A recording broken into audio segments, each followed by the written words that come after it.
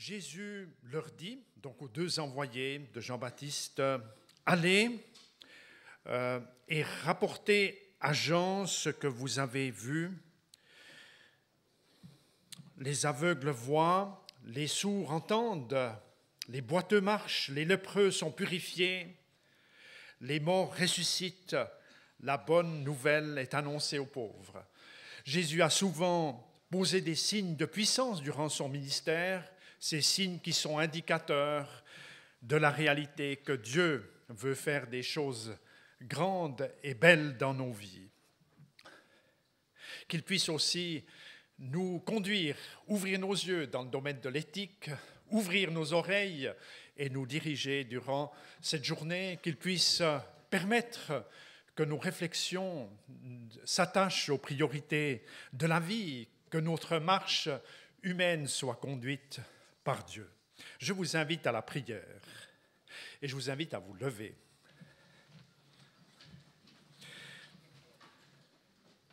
Dieu notre Père, nous te bénissons pour l'opportunité d'être ensemble. Merci de nous demander, de nous donner tout à nouveau cette volonté. Durant ce temps où nous sommes ici, durant cette première partie de matinée, la première, elle est apportée par le pasteur Luc Oleknovitch et il préside la commission d'éthique commune aux deux fédérations des églises baptistes et libres de ce pays. Il est membre aussi de la commission Église et Société de la Fédération protestante de France. Et dans un deuxième temps, nous écouterons le docteur Xavier Mirabel, qui est médecin cancérologue. Il préside l'Alliance pour les droits de la vie. Alors nous nous réjouissons beaucoup de les entendre et je cède la parole et la place au pasteur Luc Oleknovitch. S'il vous plaît.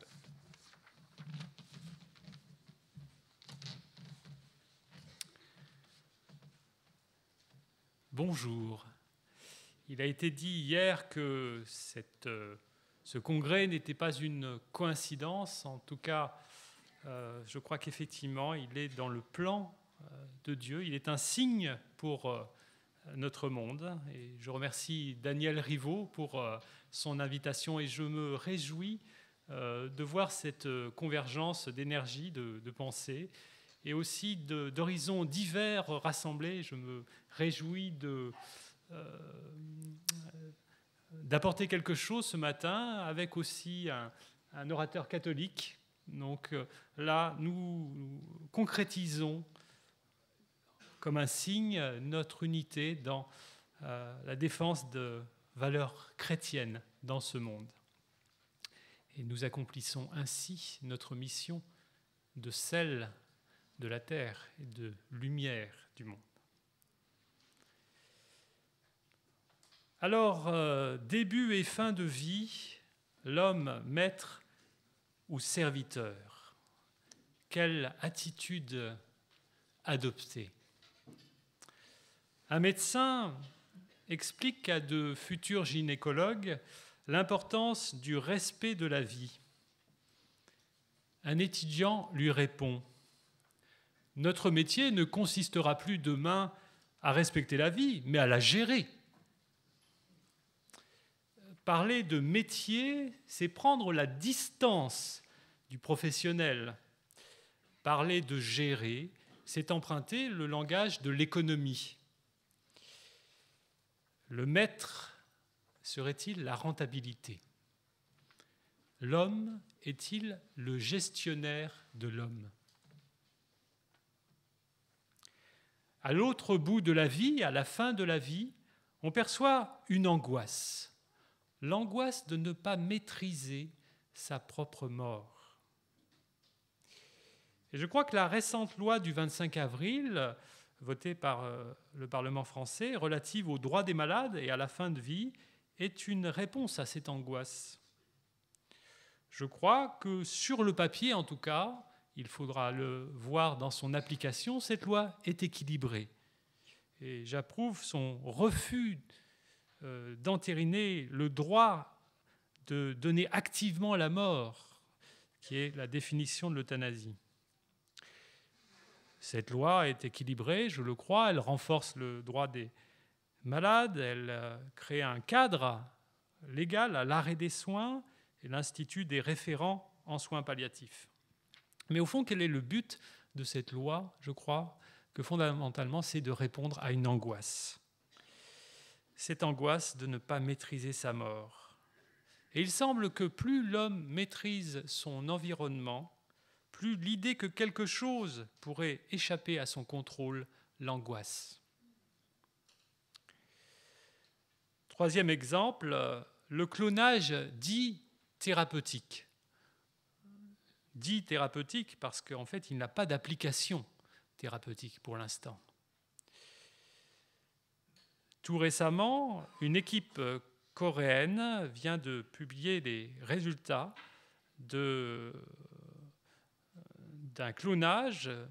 Elle a notablement amélioré la technique, l'efficacité technique du clonage.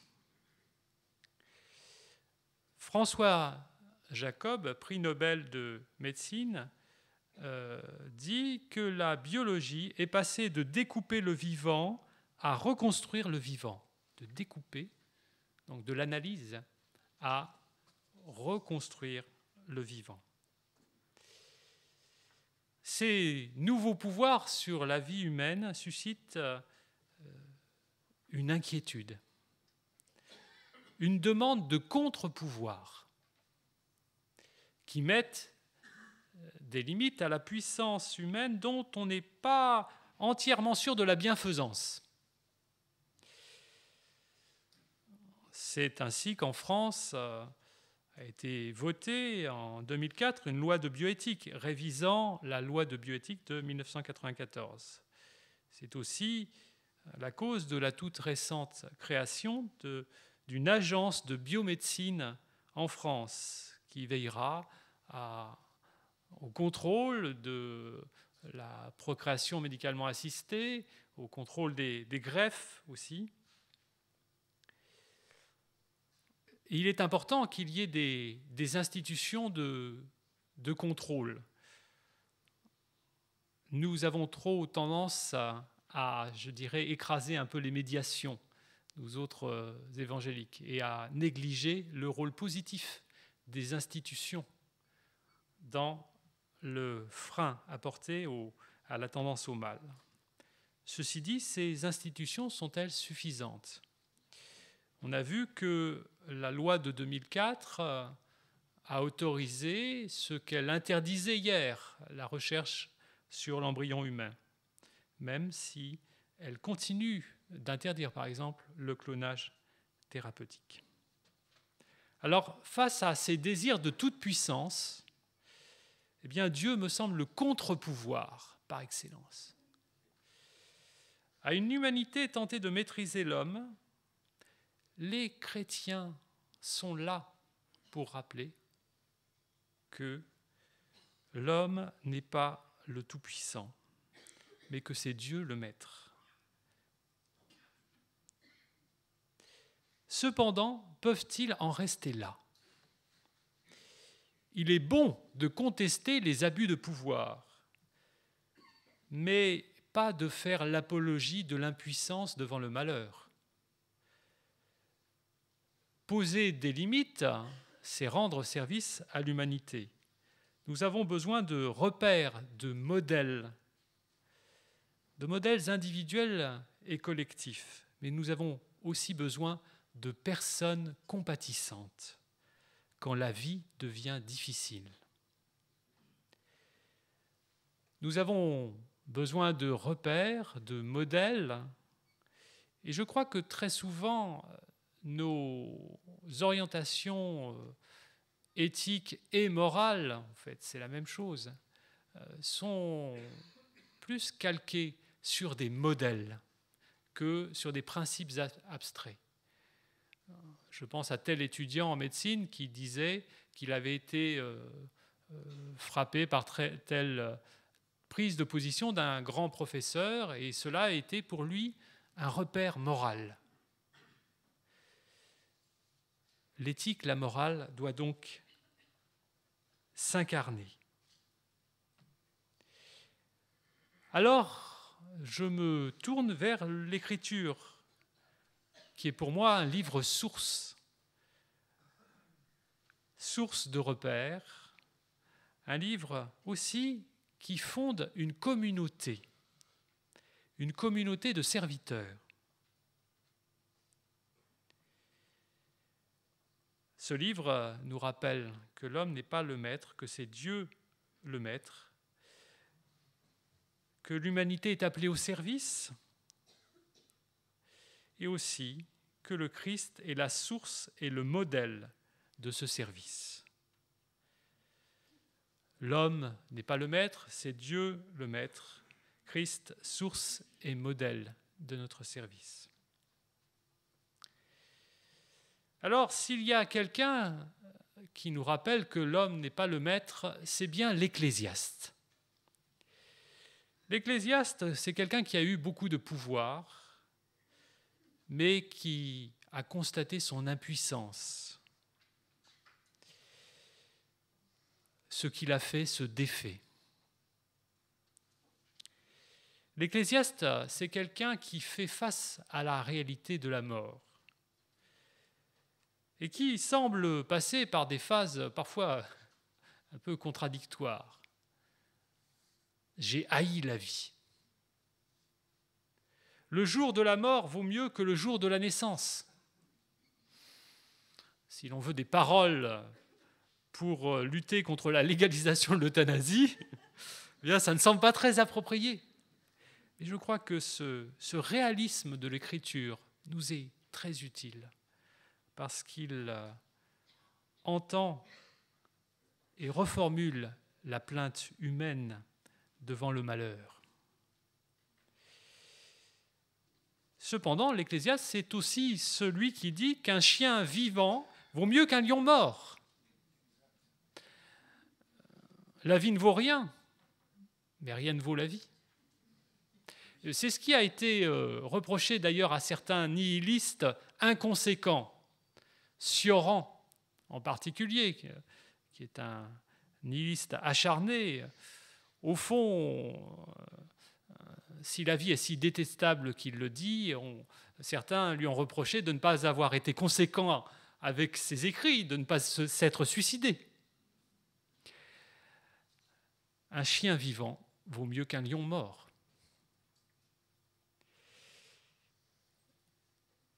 Pour l'Ecclésiaste, l'homme n'est pas le maître de la vie, ni même le maître de sa vie, ni le maître de sa mort. Il y a un verset frappant dans le chapitre 8 de l'Ecclésiaste au verset 8, qui résonne particulièrement, je crois, aujourd'hui. L'homme n'est pas le maître de son souffle pour le retenir. Il n'a aucune autorité sur le jour de la mort. Cette dernière parole résonne fortement dans le débat sur l'euthanasie. L'homme n'est pas le maître de son souffle, il n'a aucune autorité sur le jour de la mort. Mais quelle est la portée de cette parole ? Ce n'est pas un commandement, c'est plutôt une réflexion morale, un constat. L'homme n'est pas le maître de son souffle, c'est vrai. Et la prise de conscience de cette vérité renvoie à une vérité axiomatique de l'Écriture, à laquelle certainement pense l'Ecclésiaste. Dans le livre du Deutéronome, le contrat d'alliance, au chapitre 32, verset 39, cette affirmation forte de Dieu, « Moi, je fais vivre et je fais mourir. » C'est moi. Il est intéressant de replacer cette parole de l'Ecclésiaste sur l'homme qui n'est pas maître de son souffle dans le contexte du chapitre 8. Cette parole est encadrée au verset 6 par cette affirmation « Il y a pour toute chose un temps et un jugement. » C'est Dieu qui juge. Et par une dénonciation au verset 9, de la tyrannie de l'homme qui se rend maître de l'homme, pour son malheur. Et il dit que cette tyrannie ne donne aucune échappatoire au tyran, celui qui veut maîtriser l'homme. Alors, cette parole sur l'homme qui n'est pas maître de son souffle nous fait aussi penser à cette question difficile et délicate de la réanimation qui se pose dans la médecine d'urgence. Ce n'est pas une question facile. Et je pense à l'article de Jean-Daniel Tempé, qui est professeur de réanimation au CHU de Strasbourg, un article que j'ai trouvé très, très équilibré, l'imitation et arrêt des traitements actifs en réanimation, dans cet ouvrage collectif qui s'appelle « Où va la médecine ?», qui est publié aux presses universitaires de Strasbourg. Et voici ce que dit Jean-Daniel Tempé. La décision d'arrêt des traitements actifs en réanimation, notamment des techniques de suppléance vitale, va permettre aux malades en phase terminale et pour lequel la réanimation est devenue injustifiée de décéder en toute dignité. Donc, l'acceptation par l'homme, à un moment donné, après avoir fait ce qu'il pouvait, que sa technique était impuissante, qu'il devait arrêter tout acharnement. Et on peut penser, là, à la dénonciation de la tyrannie de l'homme qui se rend maître de l'homme pour son malheur. C'est bien ce que l'on craint dans l'acharnement thérapeutique. Mais c'est aussi ce que l'on craint dans l'euthanasie. Celui qui décide pour vous de quand vous avez à mourir. Alors l'Écriture nous révèle que Dieu est la source et le maître de la vie. Dieu est la source de la vie. Dieu est le vivant. C'est même l'un de ses noms. C'est lui le créateur et le donateur de la vie. Si Dieu donne la vie, c'est par pure générosité. Dans le livre de Job, au chapitre 34, versets 14 et 15, nous lisons « S'il ne pensait qu'à lui-même, s'il ramenait à lui son esprit et son souffle, toute chair périrait en même temps. » Alors, d'un point de vue dogmatique, c'est vrai que c'est une parole d'Éliou, donc un des adversaires de Job, mais il me semble que là, c'est une parole tout à fait juste. Dieu ne pense pas qu'à lui-même, justement. La vie humaine est un don particulier. On le voit dans le livre de la Genèse. Et pour parler de cette vie, la Bible hébraïque se sert d'un seul mot, nefesh, qui désigne aussi bien le souffle vital que la vie intérieure, les émotions, l'intelligence. Il n'y a pas de division ici. Il n'y a pas de catégorie. Ce n'est pas la rationalité de l'homme qui fonde sa dignité, contrairement à l'éthique de Kant. C'est sur le fait que l'homme ait capacité à raisonner, à être une loi pour lui-même, qu'est fondé le principe de la dignité chez Kant. Ce n'est pas du tout le cas dans la Bible. La vie humaine est un souffle. Et dès qu'il y a souffle de vie, il y a personne humaine. Alors, je précise, je ne veux pas dire par là dès que les poumons se sont formés ou dès que le bébé crie. Mais dès qu'il y a cette pulsation vitale, ce processus embryologique, depuis la conception, eh bien, il y a nefesh, il y a animation vitale. Alors c'est vrai, la présence de la personne est quelque chose de mystérieux chez l'embryon, mais aussi chez le comateux.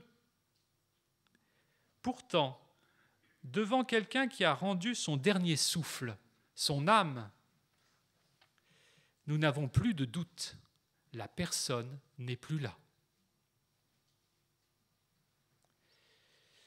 Dieu est la source de la vie, Dieu en est aussi le maître. Et il y a ces paroles très fortes de l'Alliance dans le Deutéronome, auquel j'ai déjà fait allusion. C'est moi et moi seul qui suis Dieu, il n'y a point d'autre Dieu près de moi. Moi je fais vivre et je fais mourir. Une affirmation très redondante, vous l'avez remarqué. Moi seul, il n'y a pas d'autre Dieu. Il n'y a pas d'autre maître. Moi, je fais vivre et je fais mourir. Il n'y a pas, à côté de Dieu, contrairement au polythéisme, un Dieu de la mort. C'est Dieu des enfers que redoutaient les autres dieux dans l'Antiquité.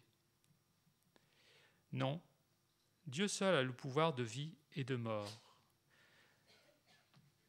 Faire vivre et mourir apparaissent donc ici comme une prérogative divine. Pourtant, me direz-vous, les fidèles ne massacrent-ils pas allègrement leurs ennemis dans l'Ancien Testament, sur ordre même de Dieu ? Certes, mais les choses ne sont pas si simples. Le roi David, qui a mené des guerres au nom de Dieu, se voit interdire la construction du temple de Jérusalem parce qu'il a versé le sang. Et Dieu félicite son fils Salomon parce qu'il n'a pas demandé la mort de ses ennemis.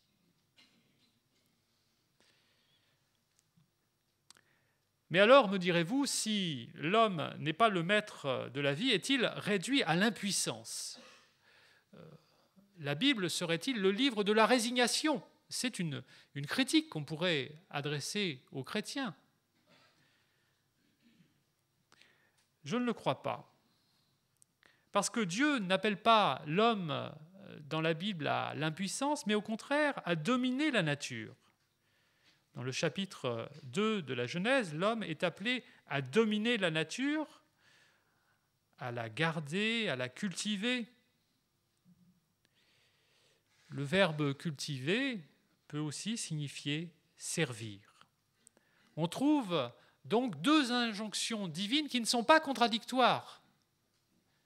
L'injonction à dominer la nature, je remarque d'ailleurs dans l'injonction à dominer, elle est adressée à l'homme et à la femme. Et l'injonction de servir, de garder, il a été fait allusion hier à ce que disait Calvin sur la mission de l'homme, d'être conservateur de ce monde. Alors, c'est vrai, pour nous, le verbe « dominer » a parfois un sens très négatif. Il peut aussi avoir un sens négatif dans la Bible. Ce verbe peut être utilisé dans un sens négatif suivant le contexte. C'est le verbe « rada » en hébreu. Il peut signifier « fouler aux pieds ». Donc, ce n'est pas très sympathique comme domination. Mais dans le contexte de Genèse 2, il a un sens très positif, de gérance, de bonne gouvernance. Et on retrouve ce sens dans le psaume 72. Ce psaume 72, portrait d'un roi idéal qui dominera d'une mer à l'autre, mais aussi qui délivrera le pauvre qui crie et le malheureux qui n'a point d'aide. Il aura pitié du faible et du pauvre. Il sauvera la vie des pauvres. Donc, image très positive d'une puissance mise au service. On retrouve d'ailleurs cette idée de gouvernance et de service dans l'Évangile, dans des paroles que Jésus adresse à ses disciples qui se demandent qui est le plus grand. Et là, nous voyons déjà que nous ne sommes plus dans le monde idéal, nous sommes dans notre monde qui a basculé dans le péché. Et Jésus demande que celui qui gouverne soit comme celui qui sert, et que ses disciples ne soient pas des dominateurs comme les puissants de ce monde. Et qui plus est, des dominateurs qui se font appeler bienfaiteurs.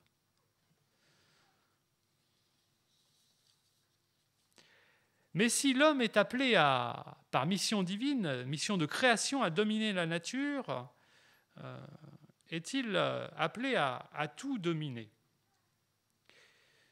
Certains théologiens le pensent, comme Joseph Fletcher, qui est un des pères de la bioéthique, théologien libéral, théologien de l'éthique de situation, qui affirme que transcender les limites de la nature est une victoire humaine et spirituelle. Est-ce que c'est toujours le cas ? D'autres sont plus prudents. Le philosophe Hans Jonas se pose la question de savoir si nous sommes qualifiés pour jouer ce rôle démiurgique, c'est-à-dire ce rôle quasi divin. Savoir si nous sommes qualifiés pour ce rôle démiurgique, c'est la question la plus grave qui puisse se poser à l'homme qui se découvre soudain en possession d'un tel pouvoir destinal sur sa destinée. L'homme doit-il, par exemple, agir sur son patrimoine génétique ? Alors je crois que le livre de la Genèse pose deux repères très importants qui sont symbolisés par deux arbres. C'est l'arbre de vie et l'arbre de la connaissance du bien et du mal. Et ces deux arbres, ils disent quelque chose de très important. C'est que l'homme n'a pas l'autonomie vitale. Et l'homme n'a pas l'autonomie absolue. Il s'agit bien sûr d'autonomie absolue, morale. L'homme n'a pas l'autonomie vitale, la vie est don de Dieu. L'homme n'a pas à prendre l'autonomie morale, c'est ce qu'a essayé de faire, ce qu'ont essayé de faire Adam et Ève dans leur péché. Et les résultats ont été terribles. Alors l'arbre de la connaissance du bien et du mal, qui est une des frontières morales que pose Dieu, eh bien c'est justement que ce n'est pas à l'homme de décréter ce qui est bien et mal. L'homme doit reconnaître ce que Dieu a décidé comme bien et mal, et non pas décréter lui-même ce qui est bien et mal. Et cette limite, elle est extrêmement importante. Et quand les commissions d'éthique, par exemple, se mêlent de décider qui est humain ou qui n'est pas humain, ils transgressent là une frontière absolue. Encore une fois, je crois que les institutions sont utiles pour discerner parfois des frontières difficiles. La réflexion des comités d'éthique est une réflexion utile pour discerner des frontières que l'homme ne doit pas franchir, mais il va finalement les reconnaître, ces frontières. Mais le grand danger, me semble-t-il, de ces comités, ce serait plutôt d'effacer les frontières. Et je donnerai quelques exemples. Par exemple, décréter que jusqu'à 14 jours, il n'y a pas embryon, mais il y a pré-embryon. Eh bien, ça, c'est parfaitement arbitraire. Sur toute cette discussion, je vous renvoie au livre très utile de Pascal Hide, « Le zygote est-il une personne humaine ?» Je ne vous cache pas que l'ouvrage est assez ardu, mais reportez-vous à la table des matières. Le grand mérite de cet auteur, c'est sur ces questions d'embryologie d'apporter des réponses précises, informées scientifiquement. Et dans cet ouvrage, Pascal Hide cite à propos de cette catégorie de non-humains qu'on crée artificiellement, et cite le biologiste Jacques Testard. Et de façon humoristique, Jacques Testard dit « On peut bouturer un géranium sans qu'il perde a priori sa qualité de géranium. » Le discours de l'embryologiste sur le pré-embryon refuse à l'homme ce qu'il accorde au géranium. C'est quand même grave. Autre exemple, décréter que l'alimentation artificielle est un traitement. Dans l'exposé des motifs de la loi du 25 avril relative aux droits des malades et à la fin de vie, il y a cette phrase que j'ai trouvée inquiétante. En autorisant le malade conscient à refuser tout traitement, le dispositif viserait implicitement le droit au refus de l'alimentation artificielle. Celle-ci étant considérée par le Conseil de l'Europe, des médecins et des théologiens, j'aimerais savoir lesquels, comme un traitement. Donc, on considère l'alimentation artificielle comme un traitement. Là, on est en train d'effacer une frontière, par commodité. Et vous voyez qu'on joue sur les mots. Et ça, c'est extrêmement grave. Troisième exemple, décréter qu'un embryon sans projet parental n'est pas humain, parce que c'est le désir des parents qui rend humain. C'est cela la théorie qui est derrière. C'est faire fi de la liberté de cet enfant à naître. Un avocat, Bernard Heldeman, a fait remarquer qu'un être humain puisse être l'objet de la liberté d'autres êtres humains est à rapprocher de l'esclavage. Il y a là comme une loi des reins. Quand on veut être le maître absolu, eh bien, on crée des catégories d'esclaves. Et je me demande si les embryons, finalement, utilisés pour la recherche ou créés par clonage pour des applications thérapeutiques qui n'existent pas pour l'instant, ne sont pas, au fond, réduits en esclavage. C'est une forme d'utilisation, de transformation en objet.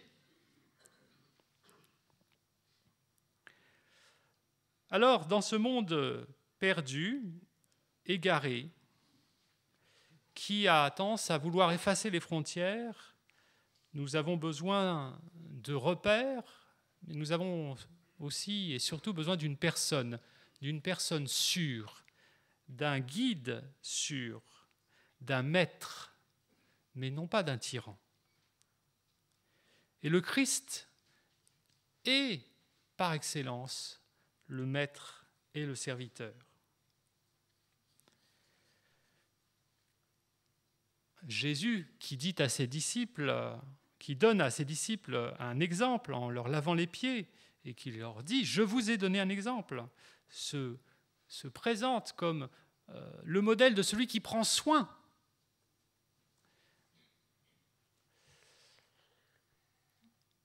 C'est très important d'être ainsi dans le soin et pas simplement dans la technique. Le professeur Sicard, qui est président du Comité consultatif national d'éthique, qui est protestant, dit ceci. Il fait remarquer que les soignants, face à la responsabilité écrasante de répondre autant à la souffrance physique que morale, eh bien pour eux, la tentation est grande de privilégier l'excellence, la performance, l'exploit, le défi thérapeutique.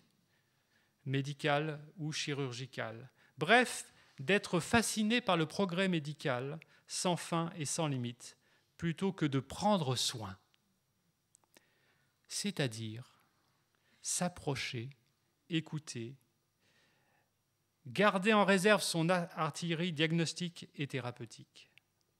Prendre soin, dit le professeur Sicard, c'est percevoir pour celui qui souffre qu'il est quelqu'un pour celui qui soigne.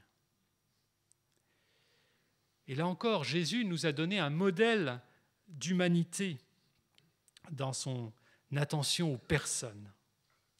J'attire votre attention sur un récit de l'Évangile très frappant à cet égard. C'est le récit de la femme atteinte de perte de sang dans le chapitre 5 de l'Évangile de Marc. Cette femme qui avait beaucoup souffert entre les mains des médecins. C'est un récit de guérison. Cette femme a entendu parler de Jésus, thérapeute, veut le toucher pour être guérie. Et aussitôt qu'elle l'a touché, elle sent qu'elle est guérie. Le problème est donc résolu. Mais Jésus ne la laisse pas partir. Jésus a senti qu'une force, une puissance dynamis est sortie de lui. L'histoire aurait pu s'arrêter là. Mais Jésus va poser une question identifiante. Qui m'a touché ? Jésus veut entrer en relation avec cette personne. La guérison n'est donc pas pour lui simplement exercice de puissance, mais aussi affaire de relation. Et ce qui est extraordinaire dans ce récit, c'est qu'après avoir noué cette relation avec cette femme qui l'a obligé à se dévoiler, le récit nous dit que Jésus prononce cette parole « Sois guérie », alors que précédemment, le récit nous avait dit qu'elle était guérie. Jésus, modèle d'humanité, replace la puissance dans une relation par la parole. Et je crois que c'est une chose à entendre aujourd'hui en médecine. On a souvent la puissance, mais on n'a pas de parole. Alors Jésus, et ce sera ma conclusion, est aussi le fondateur d'une communauté porteuse d'éthique. Et cela, c'est très important. Le philosophe Michael Walzer oppose une éthique mince, fondée sur des principes abstraits, et une éthique épaisse, fondée sur une communauté. C'est vrai, il y a de beaux principes en bioéthique, on les a rappelés hier soir, bienfaisance, autonomie, consentement du sujet, bienfaisance, non-malfaisance, justice ou solidarité. Mais qui va faire appliquer ces principes s'il n'y a pas des personnes, s'il n'y a pas des témoins de cette éthique? Jésus fonde une communauté éthique, une éthique du royaume, une éthique qui va contre l'éthique de ce monde. L'éthique de ce monde, c'est heureux ceux qui sont riches et en bonne santé.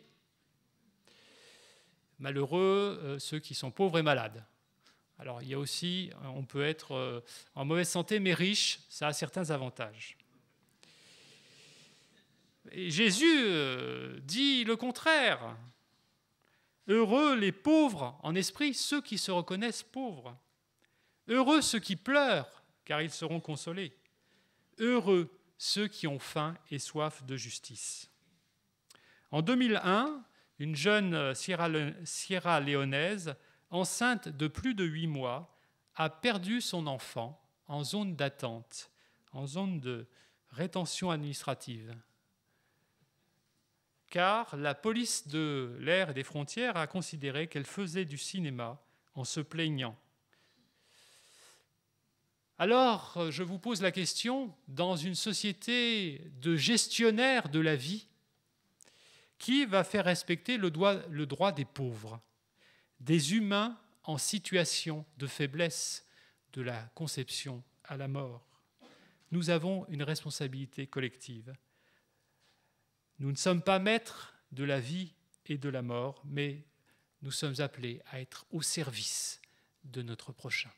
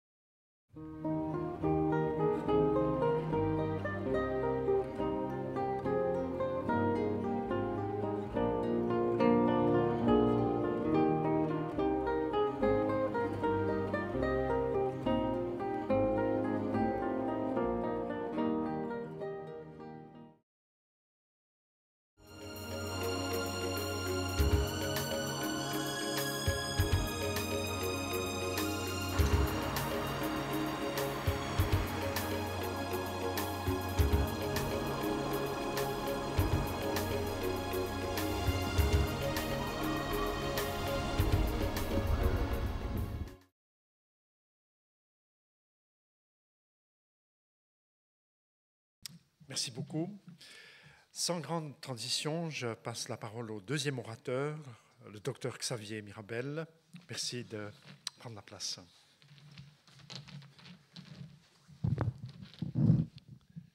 Merci. Merci pour ce que vous venez de dire, cher pasteur, parce que c'est vrai que je me retrouve dans votre exposé complètement et je vois bien dans quelle communion nous nous situons. Je voudrais aussi, comme introduction, remercier Daniel Rivaud de m'inviter à parler devant vous aujourd'hui. Daniel, c'est un ami depuis plus de 10 ans.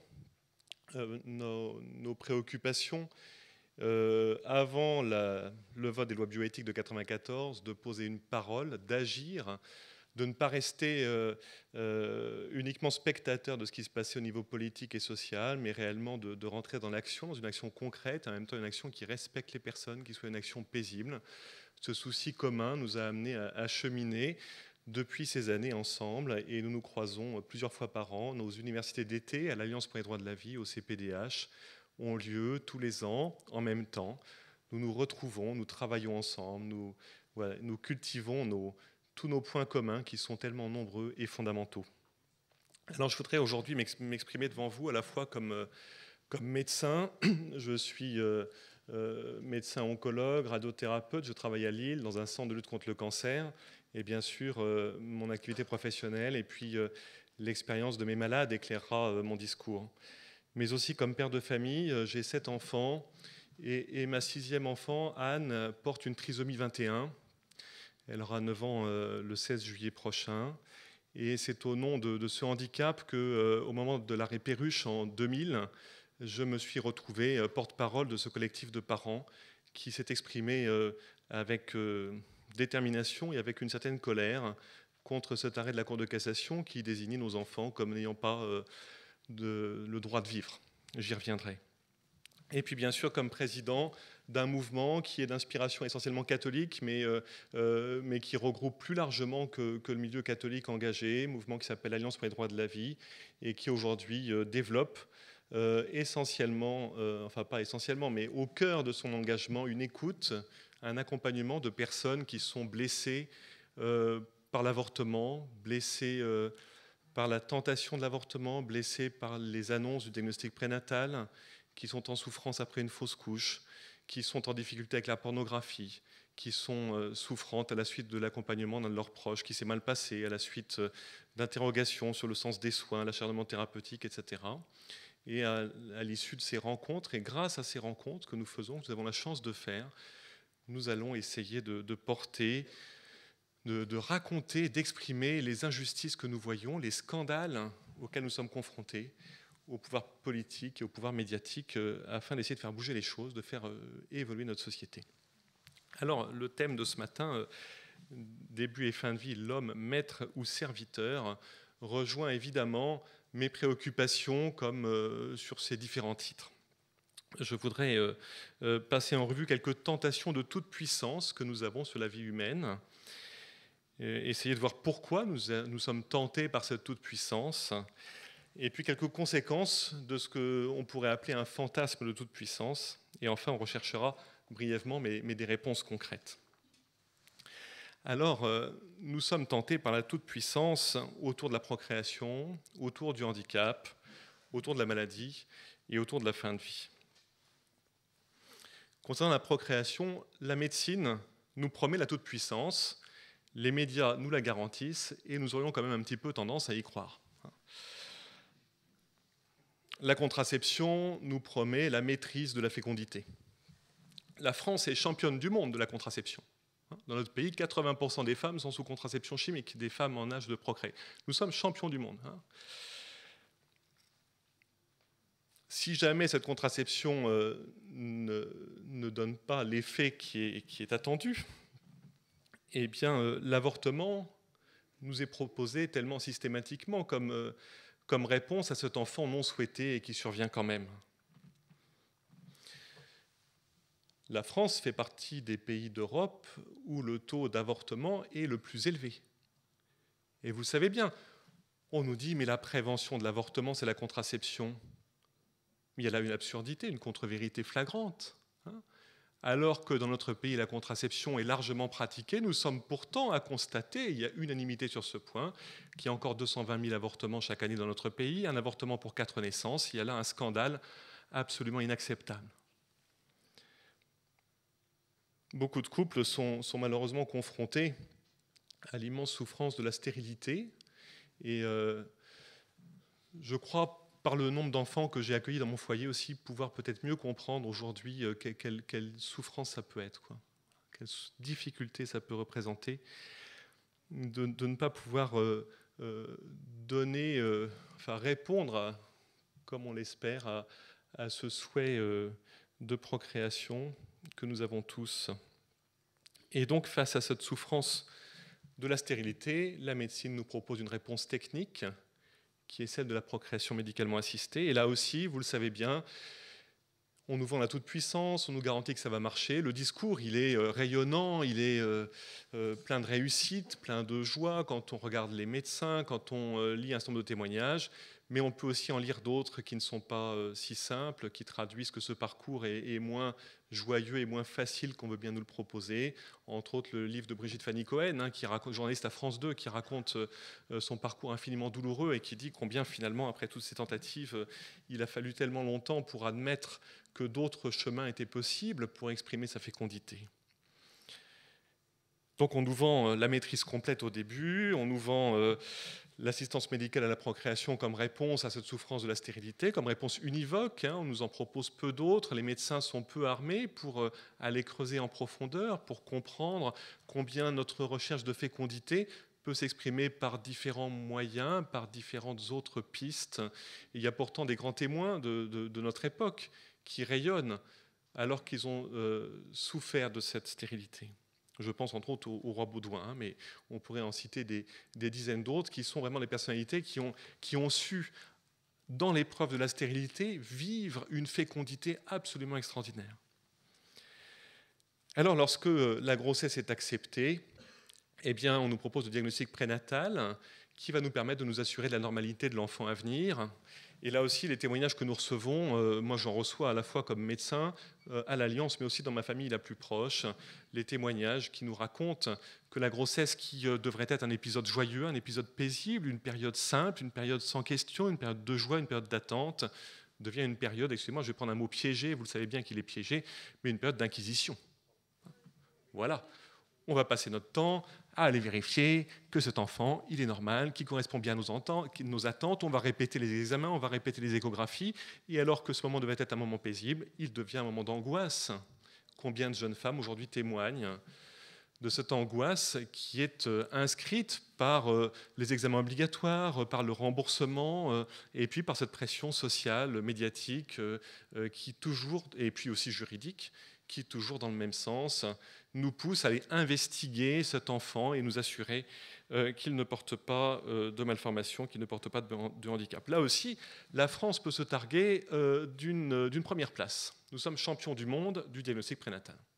Nous dépistons 2 fois plus de handicap qu'aux États-Unis. 2 fois plus. Comment est-ce qu'on explique ça? Entre autres parce qu'il y a quelques décennies, nos hommes politiques ont bien remboursé la pratique de l'échographie prénatale. Et les médecins ont légitimement, d'ailleurs, et heureusement, développé une pratique extrêmement puissante, pertinente, efficace. Le problème, c'est que cette pratique débouche sur des conclusions que beaucoup de ces médecins, d'ailleurs, n'attendaient pas, n'espéraient pas, ne souhaitent pas. Voilà, face à ce mystère de la vie, face à ce souhait de fécondité, la médecine apporte largement une réponse technique. Et en multipliant la technique, elle oublie parfois l'humain, elle oublie parfois la complexité. Elle croit aussi sans doute se protéger de ces enjeux qui sont si douloureux, bien sûr. Le biologiste, lui, qui participe à la procréation médicalement assistée, qui croit créer la vie, parce qu'il n'a pas compris que si la vie était, c'est qu'il y a sans doute un autre intervenant. Ce biologiste-là aussi se croit maître de la vie, il se prend pour Dieu, on est en plein délire prométhéen.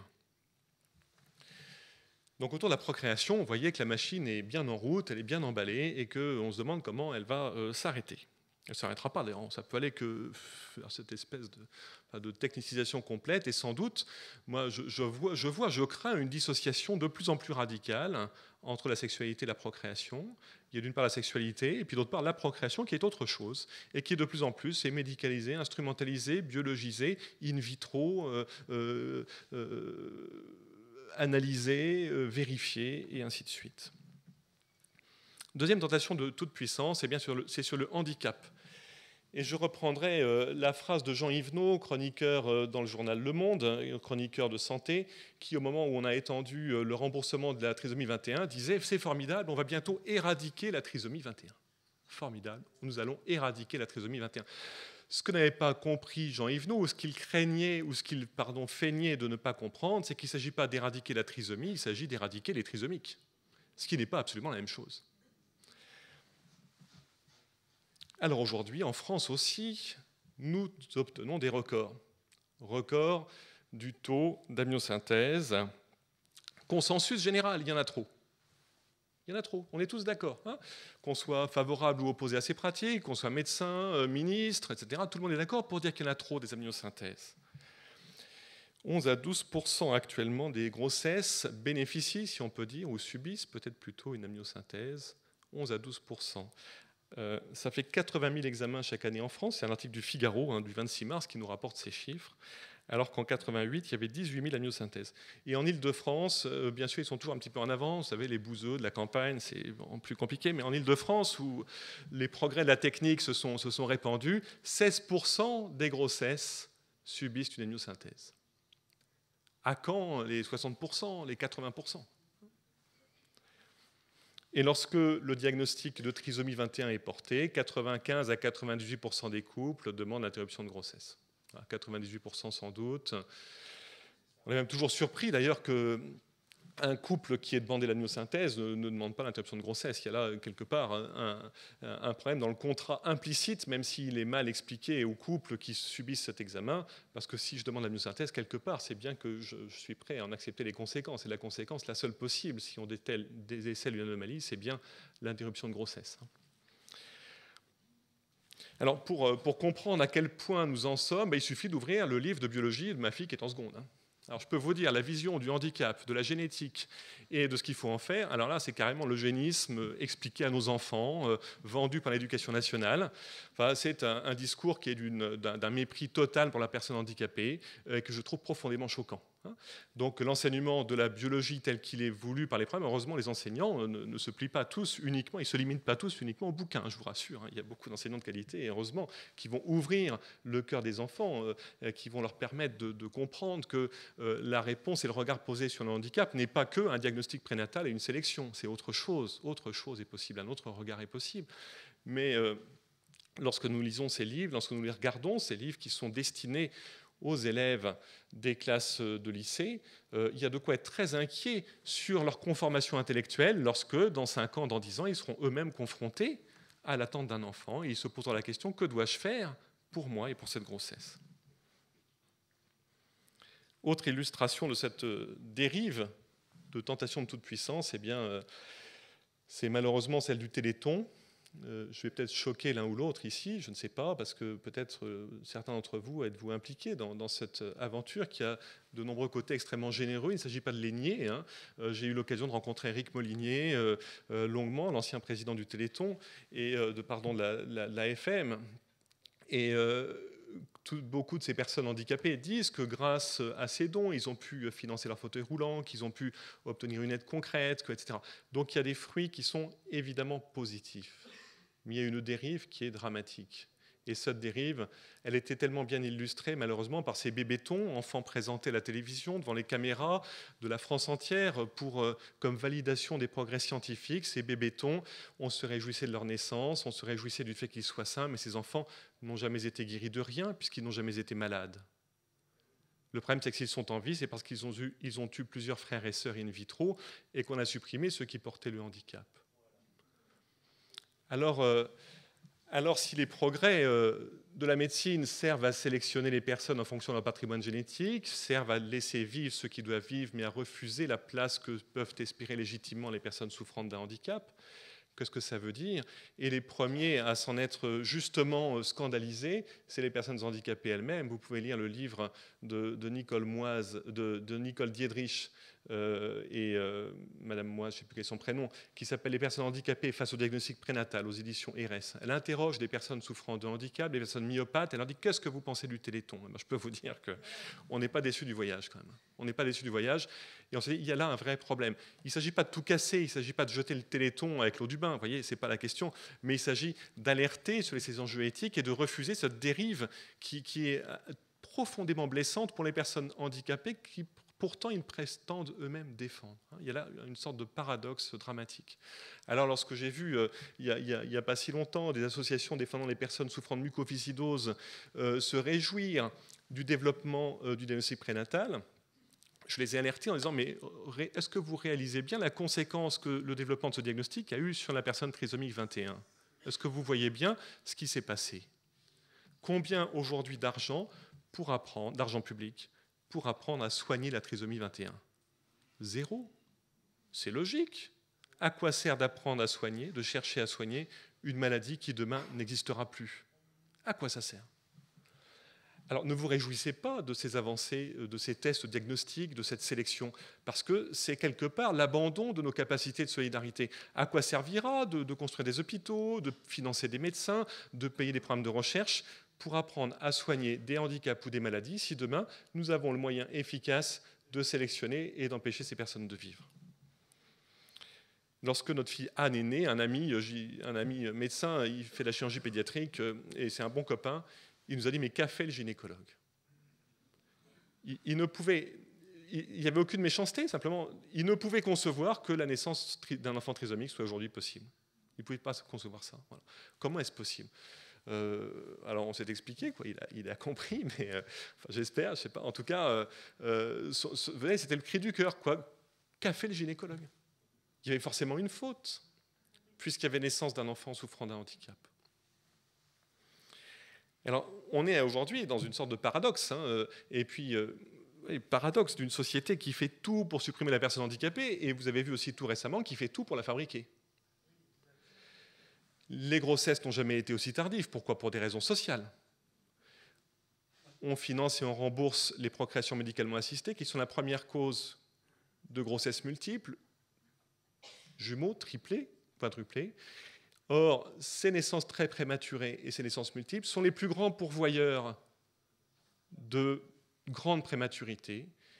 Et ces grandes prématurités sont les premières causes de lourds handicaps acquis en situation néonatale. Notre société qui, à la fois, en se croyant maître de tout et en nous vendant cette toute-puissance, prétend éradiquer le handicap, quelque part, elle le fabrique parallèlement. On est en plein délire, on est en pleine folie, tout ça parce qu'il s'agit de dire oui à toutes les demandes et à une fausse conception de la liberté, j'en dirai un mot tout à l'heure. Notre tentation de toute puissance nous fait croire que nous pourrions supprimer la souffrance. Il suffit de lire l'accumulation, la marée de chartes, de recommandations, de décrets, de décisions, etc., affichés dans les couloirs des hôpitaux, répandus, publiés, affirmés, etc., qui nous disent, ben voilà, aujourd'hui, on ne souffre plus. On ne souffre plus, c'est formidable. Grâce au traitement de la douleur, on ne souffre plus. De façon assez éclairante, un médecin au congrès de soins palliatifs, il y a 3 ans, disait nous n'avons jamais aussi bien soulagé la douleur, nous n'avons pourtant jamais été autant confrontés au problème de la souffrance. Et même, quelque part, on a l'impression que plus on va soulager cette douleur, plus on va laisser s'exprimer et surgir une plainte plus profonde qui a une signification bien plus complexe et qui va apparaître. Enfin, quoi qu'il en soit, la douleur aujourd'hui, pour beaucoup, et cette souffrance, vous voyez, enfin, il y a toujours une espèce d'ambivalence entre douleur, souffrance, et je joue un peu avec ça aussi, bien sûr, n'est plus un scandale qu'il faut combattre, et bien sûr qu'il faut le combattre et se battre avec grande détermination pour la soulager, mais c'est devenu quelque chose d'impensable. Et alors attention, parce que si jamais la douleur et la souffrance sont devenues impensables, nous pourrions être prêts à tout pour la faire taire. On pourrait oublier que l'expérience de la souffrance est une expérience universelle, que chacun d'entre nous aura ce parcours, plus ou moins, chacun à notre façon. Et on pourrait aboutir à des situations que moi je vois dans les couloirs d'hôpitaux, enfin dans les chambres d'hôpitaux plutôt, où des malades expriment des plaintes d'ordre spirituel, existentiel, philosophique, etc., des angoisses profondes, et le médecin va la faire taire. C'est facile, hein. C'est facile, hein. On va noyer le malade sous les anxiolytiques, les antidépresseurs, et au besoin, on fera même une sédation, on va l'endormir. S'il continue à dire « j'ai peur, j'ai mal », on va l'endormir pour qu'il ferme sa gueule et pour qu'on soit débarrassé de cette plainte qui n'a plus lieu d'être, puisque nous sommes tout-puissants et que nous devons faire taire la souffrance, elle n'a plus sa place. Voilà, nous serions prêts à la faire taire au prix de la vie elle-même.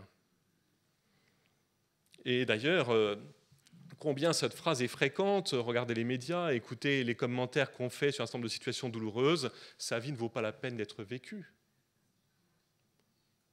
Vous savez bien que si 98% des personnes demandent l'interruption de grossesse pour les enfants portant le trisomie, comme ma fille, c'est bien parce qu'ils sont convaincus que la vie de mon enfant ne vaut pas la peine d'être vécue. Vous savez bien que lorsque Vincent Imbert a été euthanasié, et si on en croyait TF1, qui dit toujours la vérité, bien sûr, si l'on en croyait TF1, on en conclut que 99% de la société française a approuvé l'euthanasie de Vincent Imbert. Tout le monde s'en est réjoui, c'était formidable, on avait enfin trouvé une solution humaine à ce drame. La vie de Terry Schiavo ne valait pas la peine d'être vécue. Et d'ailleurs, vous savez aussi, vous pouvez lire avec beaucoup d'intérêt les livres de Scoyance, il y a un instant à la librairie. La vie des pauvres non plus ne vaut pas la peine d'être vécue. C'est pour ça d'ailleurs que les États-Unis, un certain nombre de grandes puissances, face à la pauvreté dans les pays en développement, préfèrent développer la contraception et l'avortement pour qu'il y ait moins de pauvres. C'est sûr, s'il y en a moins, il y aura moins de pauvres, quoi, si on ne laisse pas naître. C'est sûrement efficace, mais c'est tellement scandaleux, quoi. Et ça traduit tellement notre inversion du regard, l'inversion des valeurs que nous espérons pouvoir défendre. Alors en fin de vie, on est particulièrement fasciné par notre toute-puissance, bien sûr. Le médecin lui-même, il est baigné dans cette... Il est imprégné de cette formation technique. Imaginez-vous, je ne sais pas, chirurgien cardiaque, imaginez-vous réanimateur dans un service qui accueille des polytraumatisés, imaginez-vous même médecin généraliste, guérissant avec des antibiotiques pendant 8 jours, une maladie qui autrefois était quasiment toujours mortelle. Comprenez à quel point la puissance de cette médecine qui a de 1000 qualités. Il ne s'agit pas de les nier une seconde dans mon esprit. Je suis un ardent défenseur de la puissance médicale dans ce qu'elle a de bon, de son efficacité au service de l'homme. Mais comprenez combien le médecin peut être, le médecin, mais aussi plus largement, l'infirmière, l'aide-soignante, la secrétaire, le directeur de l'hôpital et l'homme politique qui est si content de montrer les belles réussites sur son hôpital de secteur. Comprenez combien nous pouvons être fascinés par la toute-puissance. Et puis il y a des facteurs subjectifs qui vont compliquer les choses quand il s'agit d'arrêter des traitements, quand il s'agit d'être raisonnable. J'en cite quelques-uns, on pourrait en trouver beaucoup. La surestimation par les malades de l'effet du traitement, par exemple. Si moi je vais prendre le train tout à l'heure au point au relais H, là je trouve des tas de revues féminines, excusez-moi, j'ai rien contre les revues féminines, mais quand même qui présentent la moindre avancée médicale d'une façon tellement stupide, quoi, tellement, vous voyez, valorisée, absurde, enfin nous faisant croire des progrès qui sont complètement disproportionnés par rapport à la réalité, qui concernent une population, enfin voilà, qui nous présentent les choses d'une façon telle. Les malades finissent par croire, espérer de la médecine des choses que la médecine ne peut pas leur donner. Il y a là un grand décalage, souvent. Il y a l'aveuglement de certaines familles. Les réanimateurs racontent tous ces histoires de cette famille qui demande dans les premières heures « Faites tout, docteur, pour le sauver, faites tout !» Et puis 3 jours après, qui disent « Mais docteur, arrêtez, tuez-le, il faut que ça cesse. » Oui, ce passage de l'un à l'autre. Le burn-out des soignants, l'épuisement qui nous enferme dans la réponse technique.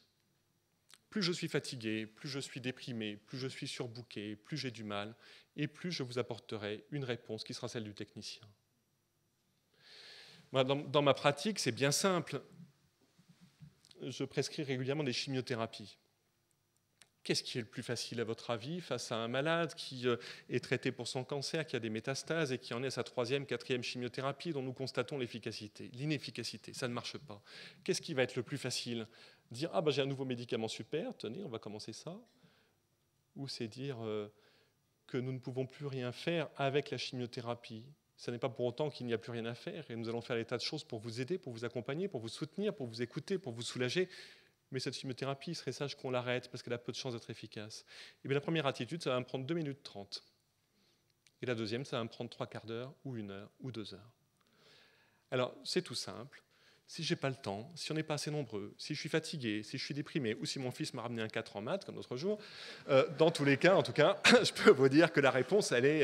je suis un peu conformé vers la nouvelle chimiothérapie qui sera tellement plus facile à proposer. La survalorisation du thérapeutique dans les études, socialement, etc. Je suis bien un plus grand médecin si je suis un professeur de, je sais pas quoi, de transplantation cardiaque que si je suis un généraliste, un gériatre ou un médecin de rééducation fonctionnelle. Vous savez bien, quoi. L'aura dans la société, etc. La valorisation, c'est tout à fait autre chose. La crainte des procès, et puis aussi l'utilisation outrancière des protocoles en réanimation, en cancérologie, en néonatologie. Dans telle situation, on déroule automatiquement les processus qu'on a appris. C'est une sécurité souvent, c'est une très bonne chose, sauf dans les cas où ce n'en est pas une bonne. Sauf dans les cas où justement ce malade, il n'aurait pas dû bénéficier ou subir la mise en route de toute cette technique médicale complexe qu'on apprend à dérouler automatiquement pour gagner du temps, pour éviter des erreurs, pour ne pas perdre. Mais il y a une fois de temps en temps quand même, s'arrêter 20 secondes pour réfléchir, ça ne fait pas de mal. Alors donc le médecin, il est tenté, et la famille aussi, le malade aussi est tenté par ce qu'on appelle l'acharnement thérapeutique, l'obstination déraisonnable. Et cette tentation elle est vraiment extrêmement forte et c'est vraiment difficile de s'en libérer. L'autre jour, je recevais une femme qui souffrait d'un cancer, elle est décédée, et qui était vraiment en situation terminale, elle était dans les derniers jours de vie, elle avait une ascite, elle était jaune comme un coin, elle était mal comme tout, et son mari l'amène sur un brancard. Il arrivait de Gustave Roussy, où il avait demandé une chimiothérapie qu'on avait refusé de prescrire à sa femme. Il venait me voir à Lille en demandant si j'accepterais de lui prescrire une chimiothérapie pour qu'on sauve sa femme, pour qu'on la guérisse. Et j'ai passé au moins 1 heure avec ces 2 personnes dans mon cabinet de consultation en leur expliquant que c'était dénué de sens, que je ne lui rendrais pas service, que ça serait vraiment inutile, que je ne pourrais lui apporter que des ennuis, etc. Et j'ai réussi à ne pas, à ce qu'il parte, je pense, à peu près apaisé, enfin je l'espère. Elle est morte 3 jours après. Vous voyez jusqu'où peut aller l'espoir dans cette médecine triomphante qu'on nous propose, qu'on nous vend, dont on nous explique que c'est ça la réalité, et jusqu'où il peut mener certains couples qui sont tétanisés, qui ont été incapables de faire ce chemin d'acceptation, ce chemin progressif vers une vérité. Cette vérité, ce n'est pas une vérité que je jette à la figure, qui fait mal, c'est la compréhension que la mort fait partie de la vie, que la médecine est impuissante pour guérir et qu'elle est là pour aider et pour soutenir, que le médecin n'a pas pour but d'obéir aux injonctions du malade, mais de lui faire du bien. Alors, nous sommes tentés, pour faire taire la souffrance à tout prix, par notre toute-puissance, de passer sans cesse de l'acharnement thérapeutique et l'euthanasie, qui ne sont que les 2 facettes de la même médaille. Acharnement thérapeutique, euthanasie, c'est l'expression de notre volonté de toute-puissance. C'est notre incapacité à accepter une réalité. Ce n'est pas étonnant que la revendication de l'euthanasie soit si présente et uniquement présente dans les pays où la médecine est très technique. C'est à la fois, pour ceux qui observent et qui n'ont pas bien compris les enjeux, la seule façon, leur semble-t-il, de se protéger de l'acharnement thérapeutique, mais c'est aussi la sœur jumelle de l'acharnement thérapeutique. C'est la même chose, c'est la même attitude. D'ailleurs, pour illustrer ça, je garde un souvenir très, très vif de cette interview télévisée. C'était juste après que la Belgique légalise ou dépénalise l'euthanasie. Et sur je ne sais plus quelle chaîne, il nous montrait l'exemple d'une des premières femmes belges euthanasiées. Il donnait la parole à son mari et il raconte l'histoire de cette femme qui avait un cancer du sein, qui a été soignée à Bruxelles. Elle a eu 1, 2, 3 chimiothérapies, parcours assez standard. Et puis, face à l'échappement de ces traitements, au lieu d'accepter cette réalité, ils sont allés à Paris, pensant qu'à Paris, on ferait mieux qu'à Bruxelles. Ils sont allés à Gustave Roussy, ils ont eu une 4e chimiothérapie. Et puis, comme à Gustave Roussy, on a constaté que ça ne marchait pas, ils se sont dit, à New York, ça sera mieux. Ils sont allés à New York. Ils sont allés à New York à avoir une chimiothérapie. Et en revenant de New York, ils sont venus à Bruxelles demander l'euthanasie. Ça montre bien combien ce couple, enfermé dans la toute-puissance, enfermé dans cette envie de maîtriser la situation, incapable de comprendre, d'accepter que la maladie puisse déboucher sur la mort, d'accepter de faire ce chemin, quoi. Et peut-être aussi, on peut le penser, mal accompagnés par les soignants qui les ont pris en charge, ou insuffisamment. Et puis aussi par leurs amis, leur entourage, leur famille, enfin, oui, et puis voilà, par la société dans son ensemble, qui leur renvoie cette image de toute puissance, combien on peut aboutir à des situations de souffrance insupportables. Alors, pour donner quelques pistes d'éclairage sur ces tentations de toute puissance, juste quelques repères. Justement, c'est qu'on perd nos repères. Premier repère, on perd nos repères. On perd nos repères sur le début de la vie, sur la sexualité. Et je pense que nous n'avons pas fini de comprendre combien la révolution contraceptive, comme on l'a appelée, est lourde de conséquences. On peut l'analyser comme on veut, etc. Bon, mais en tout cas, combien c'est lourd de conséquences sur le regard que nous pouvons poser sur la vie à son commencement. Voilà. Parce que, quelque part, cette idée que nous allons maîtriser, si on débobine ça, ça a des conséquences extrêmement lourdes.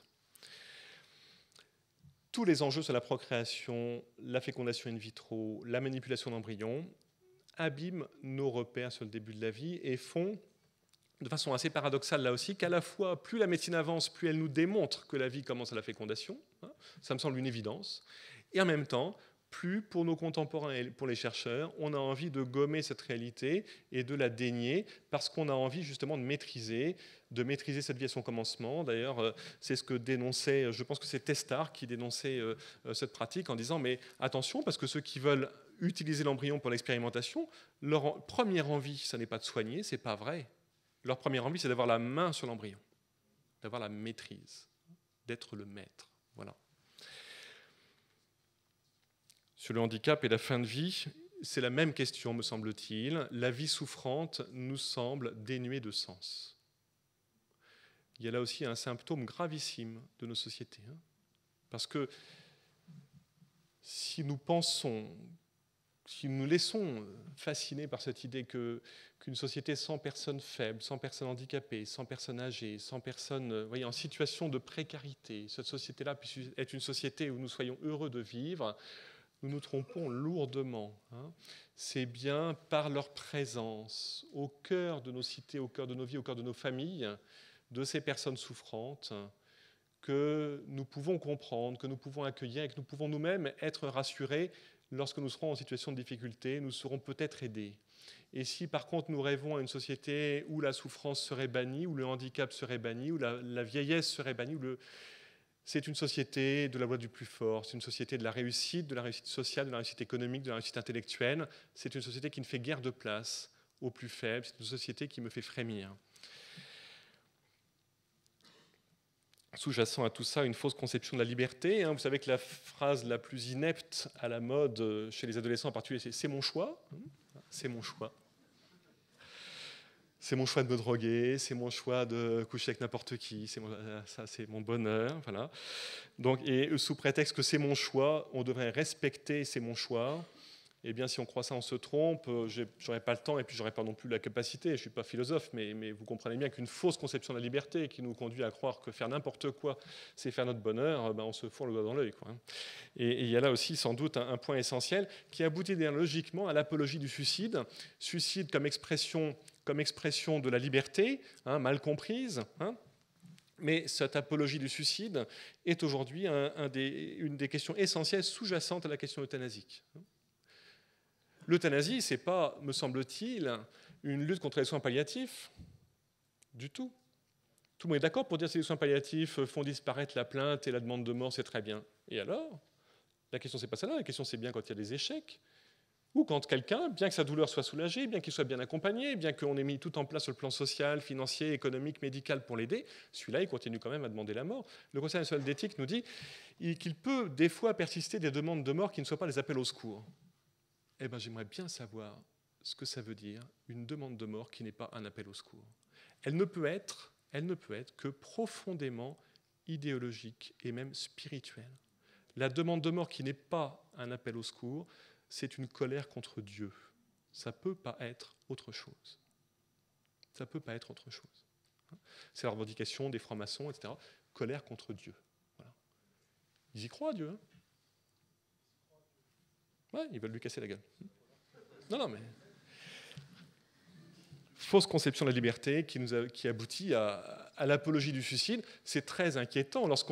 Quand j'ai vu, pour la discussion de la loi sur la fin de vie, ça s'est bien terminé, ou pas trop mal terminé, même si la question de l'alimentation, vous avez raison, elle est centrale, et on verra son interprétation et la jurisprudence. Mais lorsque la plupart des députés qui ont commencé à siéger dans cette commission ont dit publiquement qu'ils trouvaient très bien qu'il y a un droit au suicide. C'est hyper grave, un droit au suicide. Je ne dis pas que je mette les suicidants en prison, ce n'est pas la question, mais dire qu'il y a un droit au suicide, ça veut dire que si un jeune prend des comprimés et qu'il arrive à l'hôpital, si demain il y a un droit au suicide, on dit c'est sa liberté, on ne fait rien, qui meurt, on n'y touche pas, on ne peut plus le soigner. C'est une révolution absolument complète, totale, sur nos pratiques et sur notre engagement. Et on sait bien qu'on a raison de nous engager pour soutenir la personne suicidante, c'est que combien d'entre elles, pas toutes malheureusement, mais combien d'entre elles, si on réussit à les accompagner et à les accompagner sur un chemin de vie, combien d'entre elles vous diront merci après? Nous savons, vous le savez, que cette pulsion suicidaire, elle peut se retourner vers la vie si on sait l'accompagner correctement. Alors on est face à une perte du sens que peut avoir la vie souffrante, et cette perte de sens s'observe dans une société qui a perdu le sens de Dieu. Ça aussi, ça me semble tellement évident. Et s'il n'y a plus de repère spirituel, l'homme se prend pour Dieu, et s'il se prend pour Dieu, il a envie de supprimer la souffrance. C'est peut-être un peu schématique, mais quand même, il y a quelque chose là, sûrement de très très réel. Alors les conséquences, eh bien, c'est la maîtrise de la vie à son début, c'est la réification de l'embryon, il devient chose, c'est le droit à l'enfant. J'ai droit à un enfant, et j'ai droit en plus à un enfant normal. Un enfant quand je veux, si je veux, c'est un enfant normal, sans handicap, et même si je suis stérile, j'ai les droits quand même, et donc je ferai valoir mes droits. Donc c'est une conception du droit qui est surprenante, et donner aux scientifiques tout droit sur l'embryon. C'est éradiquer le handicap, et éradiquer le handicap, ça aboutit au rejet de la personne handicapée. Et ça n'est pas pour rien que la France, qui est le pays champion du monde du diagnostic prénatal, est aussi le pays de l'arrêt perruche, est aussi le pays où il est difficile de scolariser les personnes handicapées. Ça n'est pas pour rien. J'avais l'occasion, il y a quelques années, de faire un topo devant la Commission européenne. Il y avait une réunion éthique, et il y avait autour de cette table, dans les membres de la Commission européenne, une femme qui était ancienne députée, alors je crois que c'est suédois, et lorsque j'explique ce qui se passe en France à propos de la sélection des personnes handicapées et la difficulté qu'on a à trouver des lieux d'accueil, des CAT, des lieux de scolarisation, elle me dit c'est scandaleux, je n'imaginais pas que ce soit possible. Dans mon pays, ça semble totalement révoltant. Nous sommes dans un contexte franco-français qui est tout à fait spécifique. Ce n'est pas partout comme ça. Ça veut dire aussi qu'il n'y a pas de fatalité. Ce qui se passe en France n'est pas une fatalité. Ça peut être autrement. Il y a d'autres pays assez civilisés autour de nous qui font différemment. Espérons que l'Europe ne nivellera pas par le bas, quoi. On verra. Alors, on est en plein relativisme éthique. Je voulais vous citer Marc Péchanski. Je ne le ferai pas, mais il dit des choses passionnantes. Enfin, quand même, je ne vais pas me retenir. La science est l'activité sociale d'une communauté mondiale. Et en ce sens, elle ne peut être freinée par l'expression des positions philosophiques, politiques, religieuses ou autres que l'on regroupe sous le terme d'éthique et qui s'exprime à un moment dans un contexte donné. Donc des scientifiques français aujourd'hui balayent l'éthique. Ils n'en ont rien à faire. Pour eux, la nouvelle religion, c'est la science. C'est ce que dit M. Péchanski. Alors, les conséquences de tout ça, c'est une obligation de ne pas naître. C'est la logique Perruche. Si la naissance handicapée est un handicap, on est obligé d'avorter les enfants handicapés. Et s'il y a un préjudice, il faudra faire condamner ceux qui en sont responsables. C'est une dérive totalitaire. M. Caillavet, prenant la défense de l'arrêt Perruche, membre du CCNE, du Comité consultatif national d'éthique, et écrivant « Permettre à un enfant handicapé de venir au monde est une faute parentale et sans doute le témoignage d'un égoïsme démesuré ». Écrivant que l'enfant handicapé, parce qu'il naît avec un handicap qu'il n'accepte pas, a la possibilité d'aller en justice contre ses parents. Très prochainement, l'enfant obtiendra enfin le droit incontestable à ne pas naître handicapé. Voilà donc les théories que défendent certains. Le premier à m'avoir alerté, c'est Patrice Carvalho, sénateur communiste de l'Oise, qui me disait « Vous venez me voir pour défendre la personne handicapée ». Eh bien moi, il y a des personnes qui sortent de mon bureau qui venaient me voir parce qu'elles ne veulent plus payer pour les personnes handicapées. Il y a les bons conducteurs, ils ont un bonus, les mauvais, ils ont un malus. Eh bien, ils souhaitent qu'il y ait les bons procréateurs et les mauvais procréateurs. Les bons procréateurs, ceux qui feront tout pour la sélection, l'eugénisme, etc., ils paieront moins cher. Et puis les mauvais, ceux qui refuseront la myosynthèse, l'avortement thérapeutique, ceux-là, ils paieront plus cher, c'est normal. Je n'aurai pas le temps de dire tout ce que j'aurais aimé vous dire.